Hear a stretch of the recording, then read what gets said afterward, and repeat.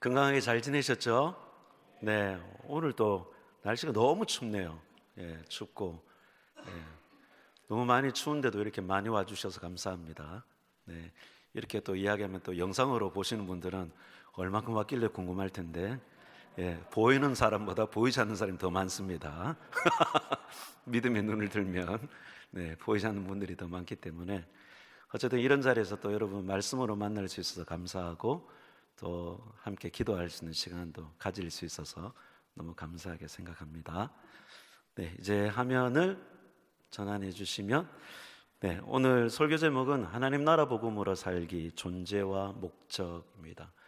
하나님 나라 복음으로 살기라는 이 주제는 저희 민들레 교회의 가장 핵심 주제입니다. 민들레 교회를 지금 1년 6개월쯤 되는데 계속 이 주제를 통해서 또 성도들을 세워가고 있고, 말씀으로 또 세워가고 있습니다. 이제 뭐 돌 지났죠. 갓 돌 지나서 이제 교회 공동체가 나아가고 있는데, 여러분의 기도와 또 여러 가지 또 힘이 되어 주셔서 교회는 안정적이게 잘 나아가고 있습니다. 저희 교회 잠깐만 한번 보여드릴게요. 궁금해 하실 수도 있는데, 참, 네이버에 블로그에 오시면 울산 민들레교회, 전국에 민들레교회가 많습니다. 울산에는 저희 교회밖에 없는데, 그래서 민들레교회 치면은 저희 교회가 안 나와요. 조회수가 가장 높은 전국의 어느 교회가 나오는데, 꼭 울산 민들레교회 치시면 저희 교회가 제일 위에 나옵니다. 그 블로그에 들어오시면 저희 교회 소식들을 잘 보실 수가 있습니다. 그럼에도 불구하고 좀 보여드리고 싶은 거는, 저희 교회는 그 가정교회 환대의 날이라고 10월 달에 처음으로 시작했습니다. 태화교회는 목장이 있고 저희 교회는 가정교회가 있는데, 이 가정교회 환대의 날, 환대는 쉽게 얘기하면 웰컴이죠. 예수 안 믿는 분들을 가정으로 초대하고 그들에게 밥 먹고 같이 밥 먹고 이야기하고 교제하면서 함께 인격적인 관계 속에서 또 신앙과 교회에 대한 이야기들을 함께 나누는데, 이 환대의 날을 저희들이 세 개의 가정교회가 했습니다. 그래서 시골 품은 가정교회, 우리 이대동 김은희 집사님이 여기에 목자로 있는데, 시골 품은 가정교회는 또 충분히 또 환경을 잘 이용해 주셔가지고 이렇게 야외에서 또 초대하고 선물도 나누고 이렇게 귀한 또 식사의 교제 시간들을 가졌습니다. 여기는 우리 김유연 김태희 집사님이 있는 늘 푸른 가정교회인데, 또 식사 자리를 만들고 또 이렇게 꾸며서 함께 또 축복하고 귀한 시간들을 가졌습니다. 우리 예쁜산 가정교회는 또 이렇게 예쁘게 선물도 준비하고 또 함께 초대해서 또 식사하고 교제하는, 어쨌든 저희 가정교회는 식사가 중요합니다. 그러니까 참 힘들고 어렵지만 우리 목자들 밥 준비하고 또 가정을 오픈해서 매주 금요일마다 하는 것들이 참 쉽지 않은데, 그럼에도 불구하고 정말 최선을 다해서 이 가정교회를 정말 잘 섬기고 계십니다. 그래서 가정교회를 통해서 안 믿는 분들이 들어오게 되고, 또 여기서 복음의 접촉이 일어나고 또 인격적 관계가 일어나는 그런 시간들이 있었고, 여기 또 가정교회 환대의 날에 오신 분들 중에는 또 저희들이 야외 예배를 11월 달에 가졌는데, 밀양에서 또 야외 예배할 때도 오셔가지고 함께 또 좋은 시간들 가졌습니다. 그래서 가정교회별로 식사도 이렇게 맛있게 하고 또 재미난 게임도 하고 그렇게 했습니다. 저희들은 복음을, 태화교회도 지금 전도하시고 복음 전하시고 열심히 하고 계시는데, 저희들도 하나님 나라 복음을 전하고 복음을 통해서 회심, 반드시 회심을 고백하는 게 있어야 됩니다. 그래서 저랑 같이 1대1로 성경 공부하고 복음을 전해서 회심의 고백이 있고, 그 회심한 영혼들을 이제 교회 공동체의 멤버로 세워나가는데, 저희들이 계속적으로 교회와 가정교회를 이 투 트랙을 사용해서 전도를 계속 하려고 하고 있습니다. 그래서 이번 성탄절 때 찾는 이와 함께하는 크리스마스에서 사랑이 오셨네라고 했습니다. 그래서 인생의 의미와 진리를 찾는 이 찾는 이들을 크리스마스 교회로 좀 초대해서 성탄의 의미와 또 복음을 전해서 그들과 함께 교회 문화를 나누고 또 식사하고 교제하는 또 그런 시간들을 또 만들어 가고자 합니다. 어쨌든 가정교회와 교회 공동체가 복음의 통로로 쓰일 수 있도록 저희들이 계속 애쓰고 있으니, 태화교회도 열심히 전도하시고 저희들도 또 복음 전하면서 형제교회와 또 우리 태화교회가 함께 영혼을 살리는 귀한 부흥의 일들이 계속 일어났으면 좋겠습니다. 그렇게 될 줄 믿습니다. 네. 이 마가복음 1장 12절 15절의 말씀은 때가 찼고 하나님 나라가 가까이 왔으니 회개하고 복음을 믿어라, 이렇게 네 개의 문장으로 되어 있습니다. 오늘 이 말씀 가지고 좀 함께 묵상하고 나눔하는 시간을 가지고자 할 텐데요. 먼저 서론적인 이야기를 좀 합니다. 존재하는 모든 것들은 목적이 있습니다. 존재하는 모든 것들은 다 목적이 있습니다. 그 목적대로 사용되어질 때 가치가 있죠. 목적대로 사용되어질 때 가치가 있습니다. 그래서 성경에 보시면 창세기 1장 31절에 하나님께서 천지를 창조하시고 모든 피조 세계를 존재케 하시고 어떤 말씀을 하셨냐면 보시니 보시기에 심히 좋았더라. 하나님의 이 말씀은 하나님 뜻대로, 하나님의 목적대로 존재한다는 것이죠. 그리고 그 존재된 것들이 목적대로 잘 또 살아가고 있다는 것입니다. 하나님의 뜻대로, 목적대로 존재할 때 하나님 심히 기뻐하셨다. 이게 우리의 가치죠, 가치. 그런데 존재하는 것들이 목적대로 사용되어지지 않으면은 가치는 상실하게 되어 있습니다. 우리가 앞에서 사용하는 마이크가 있지만은 마이크가 마이크로서 쓰지 않고 망치 못 박는데도 쓸 수 있겠죠. 사용할 수는 있겠지만은 목적대로 사용되어질 때 가장 가치가 있죠. 그러나 존재하는 것이 목적대로 사용되어지지 않으면 가치는 상실하게 됩니다.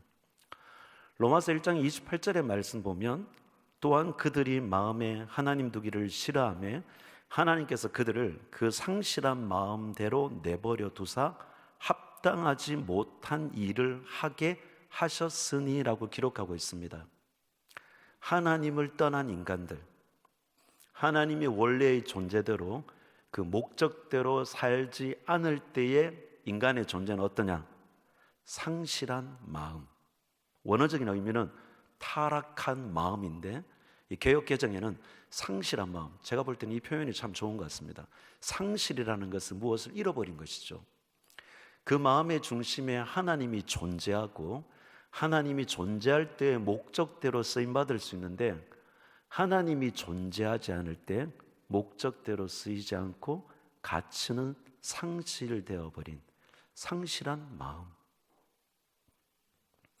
성경에서 말할 때 구약에 보면 이 존재와 목적의 여러 가지 것들이 표현할 수 있지만 제가 두 가지를 좀 이야기하고 싶어요.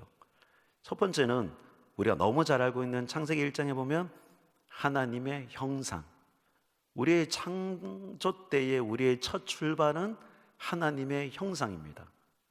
하나님의 형상으로 출발했죠. 이게 우리의 존재죠. 그리고 그 존재의 목적은 생육, 번성, 충만, 정복, 다스림. 하나님은 그 존재의 목적을 정확하게 말씀해 주셨습니다. 창세기 12장에 보면 아브라함이 나옵니다. 하나님께서 이 아브라함을 택하셔서 열방의 아비로 삼게 되죠. 그런데 창세기 18장 19절에 보면 하나님께서 아브라함을 택하신 그 목적을 이야기합니다. 그 목적을 무엇이라 이야기하느냐? 의와 공도를 행하게 하려고 이렇게 되어 있습니다. 하나님께서 아브라함을 택하신 목적은 의와 공도. 여러분, 구약 성경에 하나님 나라를 이야기할 때 가장 중요한 두 가지 주제는 의와 공도입니다. 의는 하나님과의 관계, 공도는 이웃과의 관계. 이 두 관계가 이스라엘 공동체가 잘 관계적으로 존재할 때, 목적대로 쓰임받을 때에 하나님 원하시는 뜻대로 살아갈 수 있는 것이죠. 그런데 의와 공도가 깨어지면은 그 가치는 상실되어지는 거죠. 그래서 이스라엘 백성들이 아무리 하나님의 백성의 택하심을 받았다 할지라도 우상을 섬기거나 악을 행하거나 억울한 일들을 행하게 하면 하나님은 심판하시죠. 가치를 상실했기 때문에. 신약에도 이 존재와 목적에 대한 이야기를 하고 있습니다. 예수님은 너희는 세상의 빛과 소금이다 라고 마태복음 5장 16절에 말씀하죠. 그건 우리는 존재입니다. 우리의 존재는 세상의 빛과 소금이에요. 그 세상의 빛과 소금의 존재가 목적이 뭐냐 했을 때 마태복음 5장 16절에 이렇게 적혀 있죠. 너희 빛이 사람 앞에 비치게 하여 그들로 너희 착한 행실을 보고 하늘에 계신 너희 아버지께 영광을 돌리게 하라. 하나님이 그냥 존재로 두신 게 아니라 분명한 그 존재에 대한 목적을 말씀하고 있습니다. 사도 바울은 우리를 그리스도 예수 안에 새로운 피조물이라고 이야기합니다. 새로운 피조물의 그 존재, 그 존재의 목적은 무엇일까요? 고린도후서 5장 19절에 보면 화목하게 하는 말씀을 우리에게 부탁하셨다. 화목의 사신, 이런 표현을 씁니다. 하나님께서 우리를 새로운 피조물로 만드신, 존재케 하시는 목적은 너 화목의 사신이야, 세상에 나가서 화목케 하는 말씀을 전해라는 목적을 두셨다라는 거죠. 존재에는 항상 목적이 있습니다. 우리가 너무 잘 알고 있는 구절, 우리 축복성의 가사이기도 하죠. 베드로전서 2장 9절에 있는 말씀, 너희는 택하신 족속이여 왕같은 제사장이여 거룩한 나라여 하나님의 소유된 백성이다 라는 말씀이 나오죠. 이것은 우리의 존재입니다. 베드로는 우리의 존재를 이야기하고 이 존재에 대한 목적은 무엇이라 이야기하느냐, 이는 너희가 왜 그런 존재로 사냐 하면 이는 너희를 어두운 데서 불러내어 그의 기이한 빛에 들어가게 하신 이의 아름다운 덕을 선포하게 하려 하심이라 라고 이야기하고 있습니다. 지금 제가 서두에 계속 이야기하는 내용의 핵심은 존재하는 모든 것들은 목적을 가지고 있고 그 목적대로 살 때의 가치가 있다는 것이죠. 그러나 존재한다 할지라도 목적대로 살지 않으면 그 가치는 상실되어진다라는 것입니다. 여기까지는 여러분 이해하셨죠? 잘 따라오고 계시죠? 우리의 존재는, 나라는 존재는 예수 그리스도 안에 있습니다. 예수 그리스도 안에 있는 존재는 어떤 목적이 있느냐? 그 목적은 성경은 하나님 나라 복음으로 살라고 성경은 이야기하고 있습니다. 자, 이 하나님 나라 복음이라는 게 뭐냐? 뒤에서 좀 설명하겠습니다. 하나님 나라 복음으로 산다는 건 무엇이냐 했을 때 그리스도 예수 안에 있는 나는 하나님과의 관계가 온전한 관계로, 두 번째는 자신과의 관계가 온전한 관계로, 세 번째는 공동체의 관계에서 온전한 관계로, 네 번째는 세상에서의 온전한 관계, 이 네 가지의 관계 속에서 그리스도 예수 안에의 존재로 살 때 우리는 그 목적대로 살아갈 수 있다는 것이죠. 제가 결론 때 이 네 가지의 관계에서 어떻게 우리는 살 것인지를 조금 더 말씀드리도록 하겠습니다. 자, 여기까지 이야기하고 이제 본문을 해석하면서 오늘 제가 서두에서 이야기한 것들을 좀 더 연결시켜서 말씀드리겠습니다. 자, 우리는 존재, 목적, 가치, 이것을 머리에 염두에 두고 자, 이제 말씀으로 들어가 보겠습니다. 성경의 첫 번째 보면 오늘 마가복음 1장 15절의 말씀 보면 때가 찼다라는 말씀이 나오죠. 자, 이 말씀은 예수님의 공생애의 첫 번째의 메시지입니다. 예수님께서 3년의 공생애가 있었는데 그 공생애를 시작하실 때에 외치셨던 첫 번째의 메시지가 마가복음 1장 15절의 말씀이죠. 여기서 때라는 것은 헬라 원어를 보면 카이로스라고 합니다. 이 또한 시간을 이야기하는데 이 카이로스라는 시간은 우리가 보통 1시, 12시, 3시, 5시에 이야기하는 물리적 시간을 말하는 것이 아니라 의미적 시간을 말해요. 의미적 시간. 성경에서 이 카이로스라는 시간은 곧 하나님의 시간을 이야기합니다. 때가, 하나님의 시간이 어떻게 되었다? 찼다라고 이야기합니다. 여기서 찼다라는 것은 성취되었다라는 것이에요. 완료되었다. 즉 시간이 계속적으로, 하나님의 시간이 어느 때로부터 계속 오고 있었는데 지금 예수님이 첫 번째의 공생의 메시지를 선포하는 이 시점, 지금 이 시점에 하나님의 시간이 성취되었다라고 예수님은 말씀하고 계시는 것이죠. 여러분, 우리는 물리적 시간 속에 살아가고 있습니다. 기계적 시간 속에 살아가고 있죠. 우리는 하루에 24시간 되는 시간 속에 살아가고 있습니다. 거기서 아침에 몇 시에 일어나고 점심은 몇 시에 먹고 몇 시에 퇴근하고, 우리는 항상 시간의 한계 속에서 살아가는 사람들이라는 것이죠. 근데 여러분, 이거 알고 계십니까? 그 시간에, 물리적 시간 안에 살아가고 있지만 여러분, 예수 그리스도를 믿는 자들은 하나님의 시간 속에 있다는 것을 꼭 아셔야 돼요. 물리적 시간은 예측할 수 있고 우리가 계획할 수 있고 뭔가를 생각할 수 있지만 하나님의 시간은 전혀 예측할 수 없습니다. 과거라는 시간은 이미 지나갔기 때문에 돌아볼 수 있어요. 현재라는 시간은 지금 내가 이 시간을 맞이하고 있기 때문에 이 시간을 그대로 받아들이면 됩니다. 그러나 미래의 시간은 우리는 예측하고 뭔가 계획은 할 수 있지만은 불확실하죠. 장담할 수 없습니다. 내년에 내가 뭔가를 여행도 가기로 하고 이렇게 했는데, 그래서 비행기 티켓을 미리 끌어놨는데 갑자기 내 몸에 병이 나서 못 갈 수 있는 상황이 생길 수 있는 것이죠. 항상 시간의 미래라는 것은 불확실해요. 그런데 그 불확실한 시간을 우리는 항상 확실하게 받아들이고 싶은 마음이 있어요. 이게 우리의 불완전이죠. 인간이라는 존재는 불확실한 그 가운데 살아가고 있는데 그 속에서 확신을 가지고 살아가고 싶어요. 그게 우리의 바라는 점이에요. 그런데 뭔가를 되기를 소망하지만, 뭔가 되었으면 좋겠지만은, 그러나 항상 불확실합니다. 그런데 그 바라고 원하는 것을 우리는 어느 시간의 개념으로 생각해야 되느냐? 하나님의 시간을 생각해야 됩니다. 하나님의 시간은 한치의 오차도 없이 정확하게 이루어지고 완성되어지는 시간입니다. 하나님의 시간은 보이지 않습니다. 하나님의 시간은 예측할 수 없습니다. 왜냐하면 그분이 시간의 주관자이기 때문이죠. 지금도 여러분 한 개인 개인을 향한 하나님의 시간이 있습니다. 아브라함은 갈대아 우르에 살고 있을 때에 자기의 인생을 즐기고 살아갔지만 어느 순간에 그 개인의 한 인생에 하나님의 시간이 찾아왔죠. 너는 떠나라. 예측할 수 없는 상황이지만 하나님의 시간을 받아들일 때 아브라함은 가나안 땅까지 갔습니다. 우리는 시간의 개념을 항상 어떻게 가지고 있어야 되냐?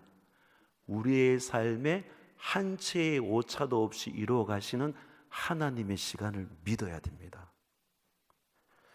내년에 여러분이 많은 것들을 준비하고 계획하고 어떻게 되었으면 좋겠다라는 것, 어떻게 될 수도 있고 어떻게 되지 않을 수도 있습니다. 뭐가 중요할까요? 하나님께서 나를 통해 무엇을 이루기를 원하실까라는 이 생각, 이 관점, 이 태도, 우리는 그 중심에 있을 때에 때가 찼다, 지금이다, 지금 성취되었다, 지금이다라는 그 하나님의 시간 앞에 우리는 전적으로 순종할 수가 있습니다. 따라갈 수가 있습니다. 우리의 생명을 걸 수도 있습니다. 여러분, 우리는 불확실한 가운데 살아가는 것 같지만 한 채도 오차도 없는 하나님의 시간 속에 있다는 것을 꼭 믿으십시오. 그 시간을 여러분이 기다리고 그 시간을 받아들일 수 있어야 되는 것입니다. 예수님은 지금 이 시간을 이야기하고 있습니다. 지금이다. 하나님의 시간이 성취되었다. 그렇다면 하나님의 어떤 시간이 성취되었는 것일까요? 두 번째로 예수님이 이야기하는 것은 하나님의 나라가 가까이 왔다라는 겁니다. 예수님이 지금 말씀하시는 하나님의 시간이 성취되었다. 그러면 도대체 뭐가 성취되었냐 했을 때 바로 하나님의 나라가 가까이 왔다라는 것이에요. 여기서 가까이 왔다라는 것은 아직 오지 않았다라는 것이 아닙니다. 원어적인 시제를 따지면 이미 결론된 것이에요. 왔다라는 것입니다. 미래에 임할 것이라는 임박성을 뜻하는 것이 아닙니다. 임박함을 뜻하는 것이 아니라 이미 도착해서 그 영향력이 현재에 미치고 있는 상태를 강조하는 것이에요. 하나님의 나라가 왔다라는 것입니다. 하나님의 나라가 왔고 그 하나님 나라가 왔기 때문에 주님의 나라가 지금 이 역사 가운데 그 영향을 미치고 있다라는 것입니다. 이미 시작된 하나님 나라를 예수님은 지금 선포하고 계시는 것이죠. 하나님은 예수 그리스도를 통하여 하나님의 나라를 이미 시작하셨습니다. 마가복음 1장 15절을 통해서 주님은 하나님의 나라가 시작되었음을 선포하십니다. 그리고 현실 세계를 강력하게 작동시키는 하나님의 나라를 직접 예수님은 보여주셨죠. 어떻게? 가르치고 선포하시고 병을 고치셨습니다. 귀신을 쫓아내죠. 죽은 자를 살립니다. 천국의 비유를 드시죠. 하나님의 나라는 가라지 비유, 씨앗 비유, 등불 비유. 주님의 모든 설교에는 하나님의 나라에 대한 비유를 가지고 있습니다. 왜 주님은 이 하나님 나라를 비유로 이야기하고 계실까요? 하나님의 나라가 이미 시작되었기 때문이라는 것이죠. 여러분, 우리는 하나님 나라 그러면 이 세상에 살다가 예수 믿고 죽어가는 어느 곳, 그 천국을 하나님의 나라로 생각합니다. 그러나 성경에서 예수님이 말씀하신 하나님 나라는 그게 아니죠. 이 시대 가운데, 이 세대 가운데 주님이 찾아오셨습니다. 예수 그리스도가 찾아오셨고, 또한 찾아오신 예수 그리스도는 십자가에 죽으시고 부활 승천하시고 다시 온다고 약속하셨습니다. 그러기에 주님이 오셔서 마가복음 1장 15절에 선포하시는 이 하나님의 나라는 이미 시작된 하나님 나라를 말씀하고 있고, 내가 다시 올 거라고 말씀하신 것은 다시 오실 하나님 나라, 완성될 하나님 나라를 이야기하고 있습니다. 그러면 이미 시작된 하나님 나라와 완성될 하나님 나라 사이에 뭐가 존재하고 있느냐? 여기에 바로 교회가 있습니다. 교회의 존재, 교회의 목적, 여러분의 존재와 여러분의 목적이 무엇입니까? 여러분, 왜 예수 그리스도를 믿는 존재로 살고 계십니까? 우리는 하나님 나라 가운데 있습니다. 이미 시작된 하나님 나라 가운데 교회도 존재하고 있고 우리 개인의 모든 신앙이 존재하고 있다는 것이죠. 그러기에 우리의 모든 신앙은 하나님 나라로 살아가는 것입니다. 이것이 교회의 모든 사역이요, 우리의 신앙의 목적입니다. 하나님 나라로 살아야 됩니다. 하나님 나라로 살지 않으면 목적이 상실되어집니다.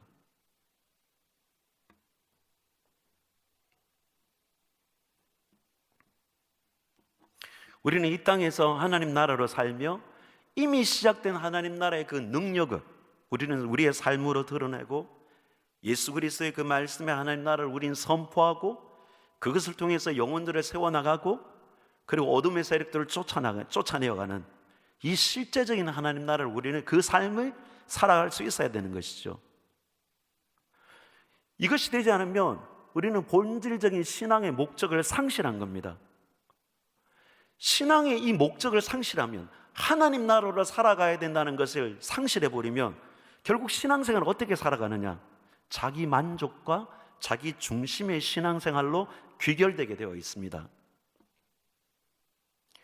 내년에 기도 제목을 준비하면서 여러분이 써내려갈 때 여전히 그 기도의 제목은 내가 바라는 것을 써내려가고 있지, 내가 하나님 나라로 살기 위하여 하나님께서 내게 뜻하시는, 나를 통해 이루어가기를 원하시는 것을 써내려가지는 못한다는 것이죠. 뭐 잘 되었으면 좋겠습니다. 내년에는 꼭 이거 이루어졌으면 좋겠습니다. 건강했으면 좋겠습니다. 여러분, 그 정도의 기도의 제목은 불교 신자도 다 가지고 있습니다. 일반 종교의 신자들도 다 그 정도는 기도합니다.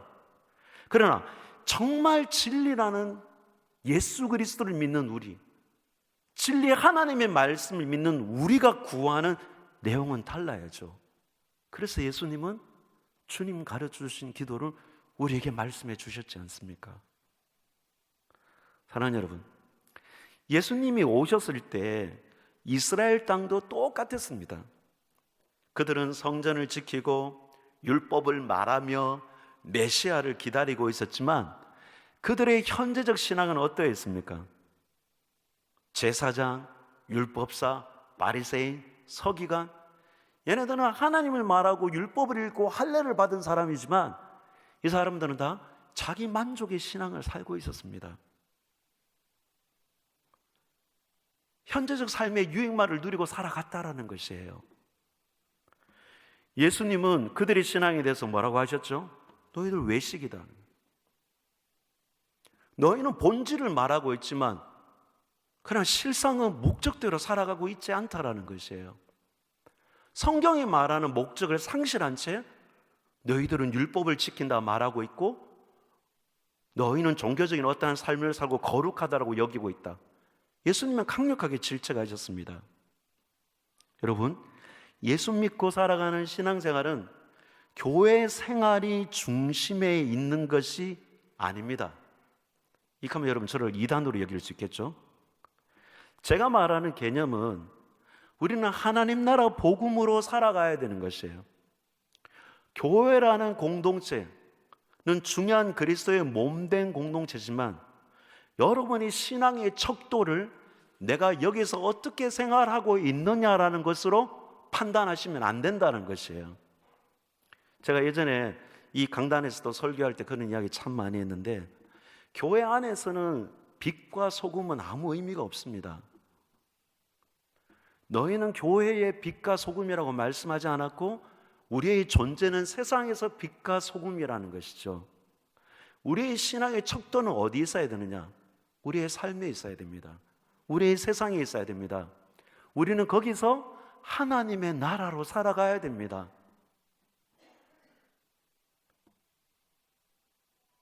그것이 살아내지 않으면 결국 우리는 우리 스스로가 그냥 자기 만족의 신앙으로 살아가는 것이에요. 한 해 동안 신앙생활 하면서 큰 문제 없고 아이들 아프지 않고 걱정 없이 여러분의 삶에 계속적인 적절한 공급들이 계속 이어지는 것, 그럼 우린 편하잖아요, 여러분.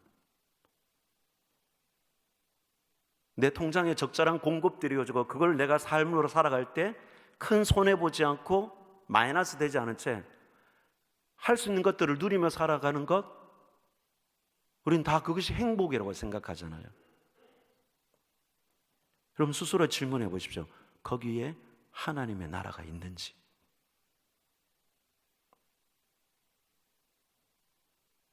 예수님께서는 하나님의 나라가 왔다라고 선포하시고 그리고 그들에게 요구하신 게 뭐냐? 회개하여라. 회개하여라.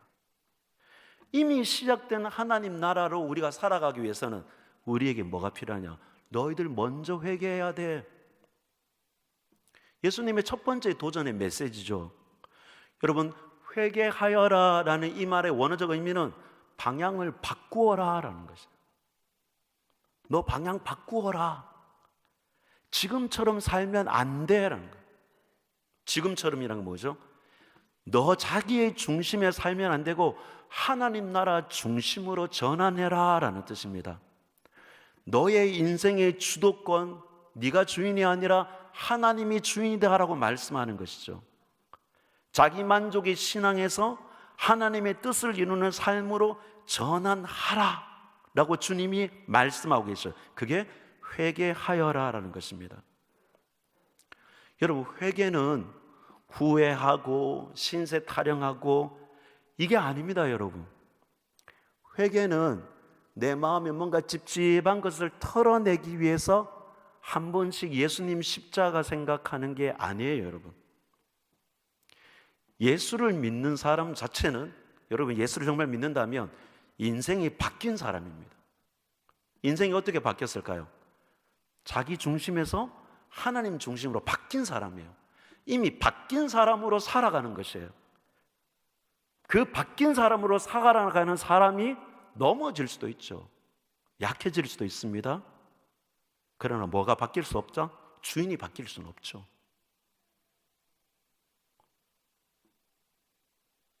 여러분이 회개를 내가 주인 됐다가 예수님 주인 됐다가 자꾸 교차하는 식, 이거 아닙니다, 여러분.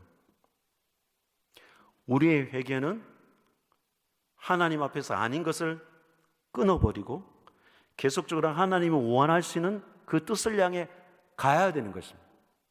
더디고 너리고 엎어지고 깨어지고 멈추더라도 가야 돼요. 하나님이 우리 삶의 주인이기 때문에 가야 돼요. 그게 회개한 자의 모습입니다. 여러분의 신앙의 삶이 여러분의 안전선을 딱 그어놓고 이 선만 잘 지키면 돼. 나 오늘 요 죄 안 지으면 돼. 여러분 이런 식으로 생각하면은 그는 신의 예수 그리스도의 이 하나님 나라의 복음을 모르는 것이에요. 그냥 종교 생활을 도덕적이고 윤리적인 것으로만 여기는 것이죠. 예수님은 우리에게 그런 삶을 요구한 게 아닙니다. 예수님은 주인을 바꾸라는 것이에요. 너의 인생의 주인을 바꾸라는 것이에요. 내가 너의 인생의 주인이 되어야 된다는 것입니다. 인생이 바뀌지 않고서는 우리의 존재의 목적대로 살아갈 수 없는 것이 하나님의 나라입니다.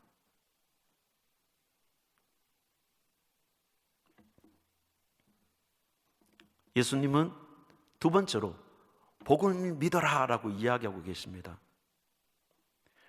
회개한 사람, 방향을 바꾼 사람, 이 사람은 믿는다라는 것의 본질이 바뀌어진 사람이에요. 이전에는 힘을 믿었고, 이전에는 돈을 믿었고, 이전에는 권력을 믿었고, 이전에는 명예를 믿었습니다. 좀 비빌 곳이 있으면 든든하게 느껴진 것이죠. 여러분 안 그렇습니까? 믿음 생활을 아무리 내 스스로가 열심히 한다 자부해도 통장에 돈이 없어지기 시작하면 두렵잖아요. 염려가 되죠. 당장에 내일 먹을 거리가 없다. 그러면 아마 가장 힘들 거예요, 여러분. 근데 우리는 방향을 이미 바꾼 사람이에요. 방향을 이미 바꾼 사람이기 때문에 돈이 없어질 수도 있고 내일 먹을 거리가 없을 수도 있습니다. 근데 믿음은 그 없는 가운데서도 믿음은 믿음으로 존재한다는 것이에요. 그게 진짜 믿음이죠. 믿음은 환경에 따라 존재하는 게 아닙니다.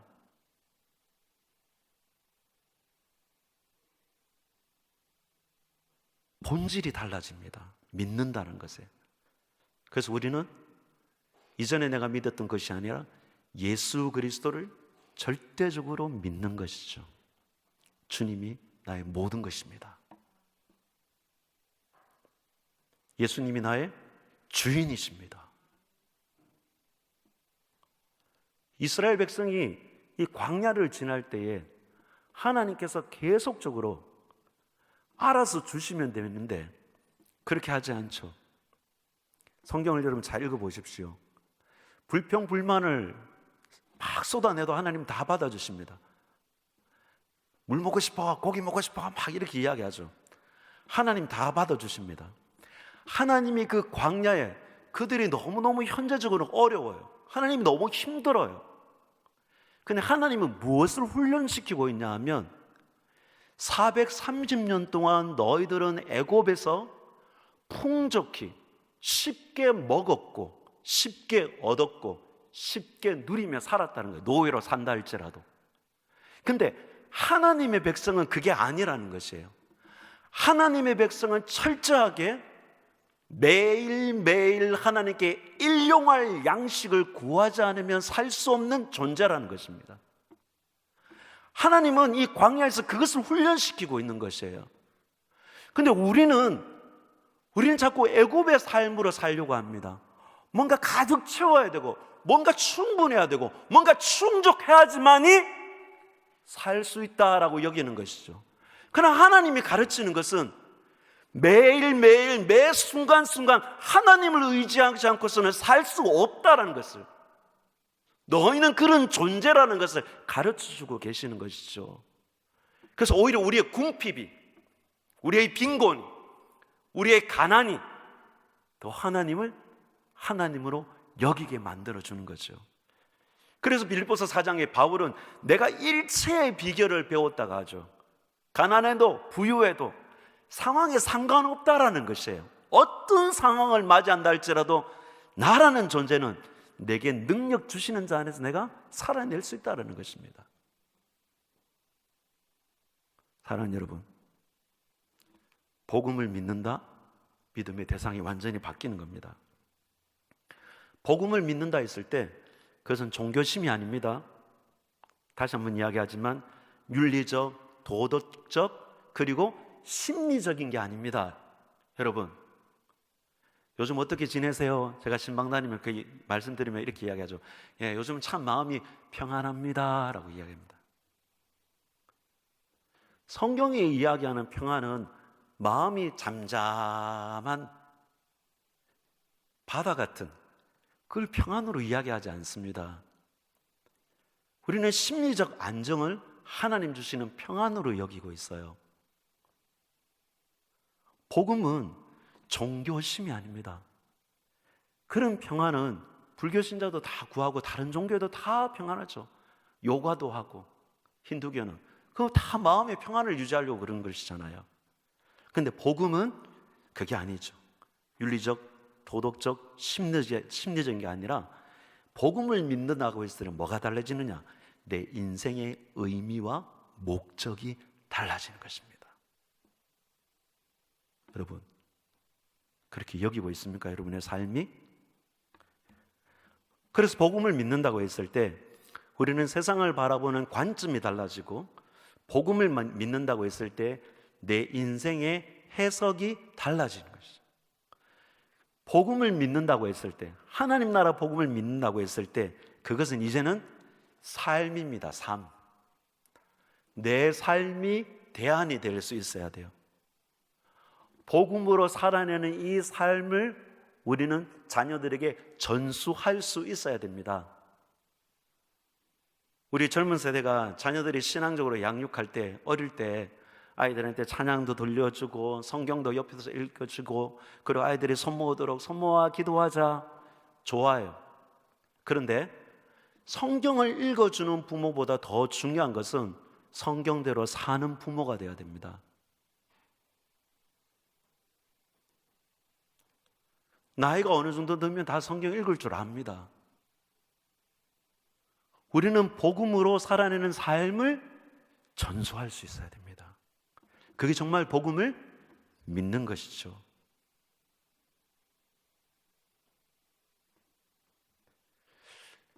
이제 결론을 제가 좀 이야기하겠습니다. 하나님 나라 복음으로 산다고 이야기할 때 그리스도 예수 안에 있는 나는 이 네 가지의 관계를 온전하게 잘 이루어가는 관계가 되어야 되겠죠. 이 네 가지의 관계 속에서 첫 번째로 우리는 하나님과의 관계 속에서는 하나님을 알아가고 하나님을 사랑하는 게 계속적으로 있어야 됩니다. 자신과의 관계에서는 자기를 날마다 부인하고 성령 충만한 삶이 있어야 되는 것이죠. 세 번째로 성도와의 관계에서, 공동체 안에서, 이 교회라는 공동체 안에서는 형제를 사랑하고 섬김의 도로 그들을 세워나가는 것입니다. 그리고 우리가 세상의 영역 속에서는 어떻게 살아갈 것이냐? 세상과의 관계 속에서는 우리는 복음 전도, 하나님 나라 복음을 통하여 영혼들을 세워가고, 세상 경영, 하나님께서 원래 의도하신 대로 그것이 회복되어질 수 있도록 우리가 거기에서 하나님의 사람으로 살아가는 것이죠. 여러분, 우리는 하나님 나라 복음으로 살아가야 됩니다. 이미 시작된 하나님의 나라 가운데 있습니다. 신앙생활을 유지한다고 생각하시면 안 돼요. 적절하게 잘 유지하는 거, 그거 하나님이 원하시는 게 아닙니다, 여러분. 하나님은 하나님 나라로 살아가라고 이야기합니다. 이미 시작된 하나님 나라, 우리의 이 네 가지의 관계 속에서 우리는 끊임없이 하나님의 복음이 실제로 내 삶에서 드러나는 것이 구체화될 수 있어야 됩니다. 교회 안에서의 신앙생활은 잠시뿐입니다. 여러분이 이 신앙보다 더 중요한 것은 정말 우리가 세상 가운데 주님의 나라를 확장해 나가고 하나님 나라를 세워나가기 위해서는 여러분 한 사람 한 사람이 하나님의 나라로 살아가야 됩니다. 그 하나님 나라로 살아가기 위하여 우리는 하나님 나라 복음, 즉 예수 그리스도께서 이 땅에 계실 때에 삶으로 보여주셨고 말씀으로 가르쳐 주셨고, 그리고 십자가와 부활을 통하여 증거하신 그 하나님 나라 복음을 우리는 우리의 삶에서 드러내야 되는 것이죠. 그래서 나의 삶의 양식, 내 삶의 태도, 내 삶의 원리, 문제를 해결할 때 사용하는 방식, 인생의 해석, 이 모든 것이 하나님 나라의 복음을 통하여 해석하고 문제를 해결하고 이루어 나간 것들이 될 수 있어야 되는 것이죠. 이것은 단숨에 되지 않습니다. 단숨에 되지 않지만 우리는 이렇게 살아가야 됩니다. 그것이 하나님께서 우리에게 원하심입니다. 사랑하는 여러분, 제가 서두에 이런 이야기했습니다. 시간을 이야기할 때 미래는 우리는 예측할 수 없습니다. 어떤 일이 일어날 줄 몰라요. 하나님의 시간은 알파 오메가, 이미 그 끝의 시간이 우리에게 찾아오고 있습니다. 어느 한 시점에 예수 그리스도가 재림하시겠죠. 그것이 우리의 진정한 소망이라면, 그 소망을 우리가 바라보고 있다면 오늘 찬양처럼 마라나타 아멘 주 예수여 어서 오시옵소라는 이 고백이 정말 나의 믿음의 고백이 되기 위해서라도 지금 오늘 우리는 하나님 나라 복음으로 살아야 됩니다. 그래서 우리는 고민해야 되죠. 말씀을 통해 알아가야 되죠. 그렇게 살기 위한 몸부림이 있어야 됩니다. 우리 결단 찬양할 텐데 저희 민들레 교회는 주일 오면 이제 예배 시작합니다 하면은 이 찬양이 나옵니다. 이 찬양이 나오고 서로 하이파이브 하고 또 허깅하면서 예배가 시작되어집니다. 그래서 이성끼리는 하이파이브 하고 동성끼리는 허깅하고, 이 찬양의 가사를 여러분들이 곰곰이 생각하시면서 제가 오늘 존재와 목적에 대한 이야기했습니다. 여러분, 이 땅에 우리의 인생을 생각할 때 진짜 하나님께서 여러분을 존재케 하신 목적대로 살기를 바랍니다. 거기에는 하나님의 나라로 살아가는 그 삶이 꼭 있기를 바랍니다. 그래서 우리의 믿음의 삶이 헛되게 헛발질하지 않고 상실되어지지 않는 주님께서 원하시는 이 본질대로의 삶을 살았으면 좋겠습니다.